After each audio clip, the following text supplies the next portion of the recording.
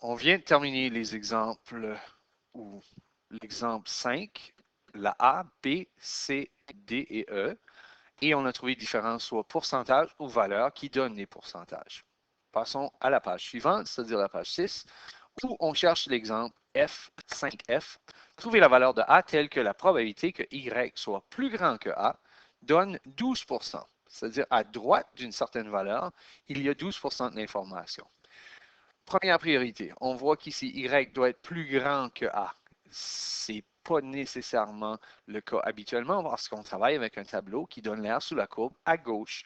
Donc, on va le transformer premièrement que la probabilité d'une cote Z quelconque soit plus grande qu'une valeur C. Et ça donne 0,1204. Parfait. Mais encore une fois, le problème est que on a quelque chose qui est à droite. Lorsqu'on dit que c'est plus grand que C, c'est-à-dire que c'est à droite de C. Ce que je veux, c'est que ça soit à gauche, que je puisse utiliser mon tableau. Donc, je fais 1, 100%, moins la probabilité que ma cote Z se trouve à gauche, c'est-à-dire plus petit ou égal à la valeur de C, et que ça me donnerait le 0,1204.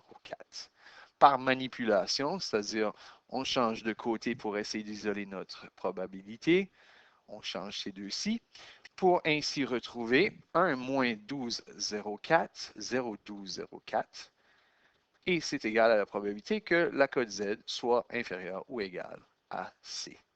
Bon, maintenant, ça me donne une valeur de 0,8796 pour la probabilité que Z soit inférieur ou égal à C. Bon, ici, on a inférieur et égal, mais le égal ne change absolument rien dans la loi normale. Par contre, dans d'autres lois, il pourrait y avoir une différence.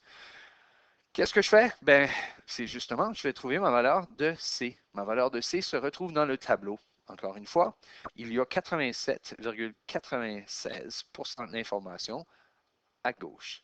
Donc, comme vous voyez ici, 87,90 est le plus près. Si on regarde par en arrière, ben, il est beaucoup plus loin. 88,10, il y a 14 unités, tandis que celui-ci, je devrais dire des 10 millièmes près, et tandis que celui-là est plus près. Donc, quelle valeur que ça donne? C'est 1,17.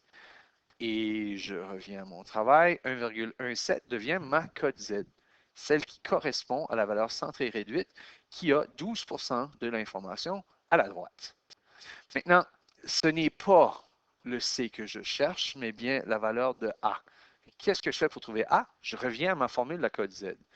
On sait déjà que cote Z est égale à la valeur de X, mais dans ce cas-ci, c'est la valeur de Y, moins la moyenne sur l'écart type, donc mu et sigma. Je fais justement cote Z qui est 1,17 est égal à mon nombre A, que je ne connais pas, que je vais découvrir, moins moyenne de 5 sur un écart type de 4. Donc, je multiplie en croisée, c'est-à-dire je fais 4 fois 1,17. 4 fois 1,17 donne 4,68 et c'est égal à A moins 5. Je manipule mon 5, je tire de l'autre côté, je suis rendu à 9,68. Et voilà ma réponse. Le nombre dans ma... Puis là, je vais même revenir en arrière à celui-ci. Lorsqu'on a fait notre dessin, comme vous voyez, j'ai déjà une flèche autour d'ici. C'est alentour d'ici que j'aurai environ 12% de l'information qui se trouve à droite. Et oui, ça a l'air à faire du sens d'après ce que je connais de la loi normale. Et voilà la réponse. Vous avez maintenant dans votre cahier jaune de travail ou de celui qui est vert, soit la page 67 ou 68, le numéro 1 et le numéro 4 que vous pouvez faire avec les explications qu'on vient de donner. Prochain exemple, 6, où vous continuez à faire le devoir. Une continuité. Okay.